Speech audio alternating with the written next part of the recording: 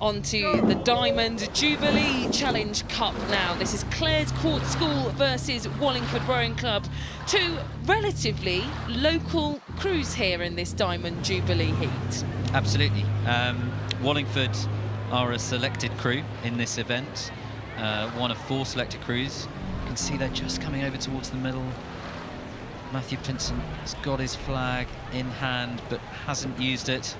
Meanwhile, the Clare's Court crew going pretty close to the boys too, so both crews slightly struggling with their steering off the start. Well, do you know what, with Clare's Court, I don't know whether this is intentional to try and tuck themselves into the bank side. They are coming back across. It looks like they've over-adjusted, which can be really easy to do, and we've seen that from a lot of more inexperienced crews, Niels. I mean, talk us through how that happens, that you over-adjust.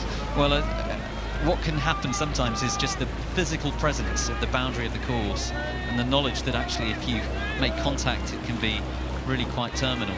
I think it can provide something of a psychological challenge, so there is always the tendency somewhat to overcorrect. But I think both crews now have established a good course safely on their stations, and you can see that Wallingford living up to that selection so far by moving out to a comfortable lead.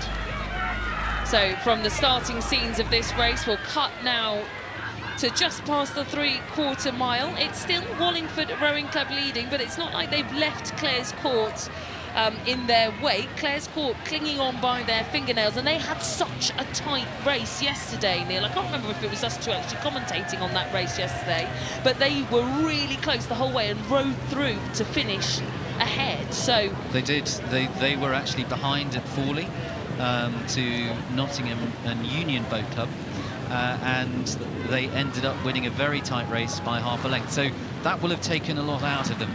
And because Wallingford are the selected crew, they have a bye through to this round. They haven't yet raced. You know, they'll have been much fresher on the start, and you know that's one of the benefits that sometimes comes with being a selected crew. Yeah, and I think it will help not only that they're a selected crew, but some experience in the stroke seat for Wallingford Rowing Club. Olivia White, this is her second time racing in the Diamond Jubilee. Surely that's got to give you some kind of advantage, sitting in the stroke seat and controlling that rhythm. Absolutely. I think you know, there is a big difference between being new to racing at Henley and having had some experience on which to draw. You know the kinds of things that are going to be a challenge. For example, you know, where there are gaps in the booms, as we're seeing here, and that can introduce more wash. Being ready for that, knowing it's coming, is something that can help you then deal far better with the change in water conditions. So that kind of experience is incredibly valuable, and of course it's a rarity in a junior event because these athletes only have 1 or 2, maybe 3 at most years in which they can race in this event. So experience in this event is at a premium.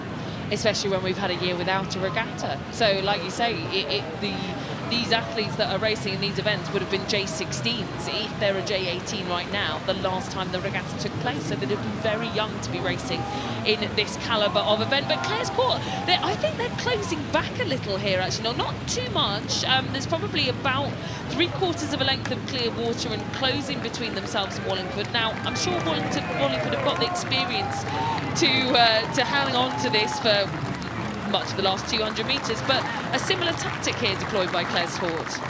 Yes, they've not given up. You know, they're still going for it, and rightly so. They're at 33. Wallingford also sculling at 33, so they haven't been able to take their foot off the gas as they approach the finish. Clare's Court just veering ever so slightly into the middle of the river, and actually huge credit here. I've just noted that it's actually the stroke woman of the crew from Clare's Court, Noala McFarlane. Very difficult to stroke and steer at the same time.